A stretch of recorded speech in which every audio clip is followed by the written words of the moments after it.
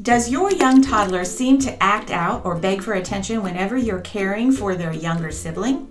I'm going to give you a step-by-step plan to change this behavior and get your young toddler excited and happy to be a big brother or sister and bring some peace to this unnecessary turmoil in your home. So here we go.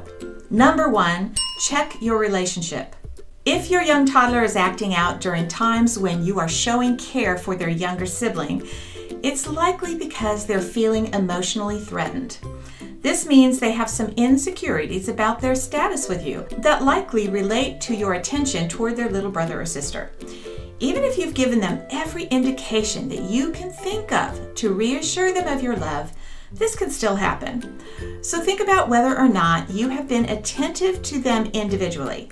If you haven't been doing eye-to-eye time, that is something that can make a big difference in a short amount of time. Number 2, eye-to-eye time. Eye-to-eye time is 5 to 10 minutes where you focus completely, mind, body, and soul, on them. You turn off your phone, TV, or any other distractions and allow them to talk to you face-to-face, eye-to-eye. This includes making sure their baby sibling is napping or in their own crib in another room so you are not distracted by them either. If the older sibling is too young to have a real conversation, you can ask them questions anyway, or sing them a song and allow them to express themselves with hand gestures, smiles, and body language, and their own unique toddler language. React to it all and let them know you are all present during this time. Remember, this is only 5 to 10 minutes. If you start doing this intentionally once in the morning and once in the evening every day, in addition to the other regular, less intentional times when you give them your attention, you will see an increase in their confidence and security about your love for them, which will greatly decrease the amount of jealousy they feel toward their sibling, and in turn will build your relationship and cause those outbursts of bad behavior to subside. Number 3, don't get angry. When your child acts out regardless of the circumstances, it's so easy to fall into a mode of anger. You're doing all you can for them and try so hard that when they behave badly, sometimes you just feel like a failure. And this feeling can express itself with outbursts of anger, especially when you're trying to care for one child and the other is causing you stress while you're doing it. Instead, keep in mind that there is a reason that is behind the behavior that needs attention. And this is an opportunity to improve your parenting skills while building your relationship with your child. Anger doesn't help, so resist the urge to go in that direction with your emotions. If this keeps happening, see the link below about how you can get alone time to rejuvenate your energy even when you have little children. Remember, bursts of bad behavior are an opportunity to teach and train your child to behave. Number 4, get them involved. Getting the older sibling involved is key to stopping their cries for undue attention. Help them feel like you and they are both working together to care for the baby. No matter how young or jealous your little sweetheart may be, they can feel like they are a part of the care of their younger sibling. Even if it's just taking the dirty diaper to the trash and putting it in the bin, or retrieving the binky and putting it in their mouth, holding the bottle while their sibling drinks, or pushing the stroller for you in the park. Anything, and I mean anything they are capable of doing to be involved in the care of the sibling will quickly increase their love for that brother or sister and will make them feel like an important part of the family. Also, you talking to them about the care you are giving while you are giving it keeps them involved. Having verbal communication with them during that time will also make them feel involved, even if they're not actually providing the care themselves. You can do this while you're doing other chores as well, and they can help. Let them do as much as possible as they're capable of doing around the house. The more involved they feel in the process of caring for the home, the more content they will feel that their role is an important one, which will increase their emotional security. Number 5, praise them appropriately. I believe praising your child for actual things they have done is really helpful, and when they make efforts to care for others, that should be acknowledged. But be sure it is real praise for real efforts.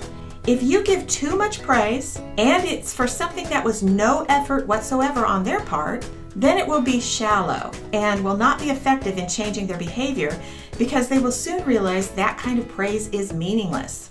Then all your praise, deserved or not, will become meaningless too. So praise for true efforts only. So when you give praise, they will feel that real sense of accomplishment. And also remember to direct the praise at their own accomplishment and not at your admiration. So instead of saying, "I'm so proud of you," say, "Wasn't that amazing that you were able to do that? Don't you feel so proud of yourself?" Let them start to recognize that they should feel good about what they do on their own, and by their own actions, they can build up their own self-confidence. You don't want them to seek approval from other people, because when they get older, they will seek approval of their peers, which can be a real problem.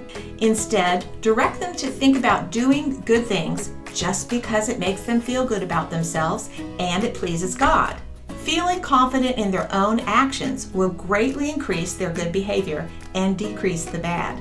Number 6, never allow bad behavior.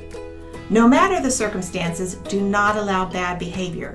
Even if you're angry and just want to get it over with, and you just want to give in.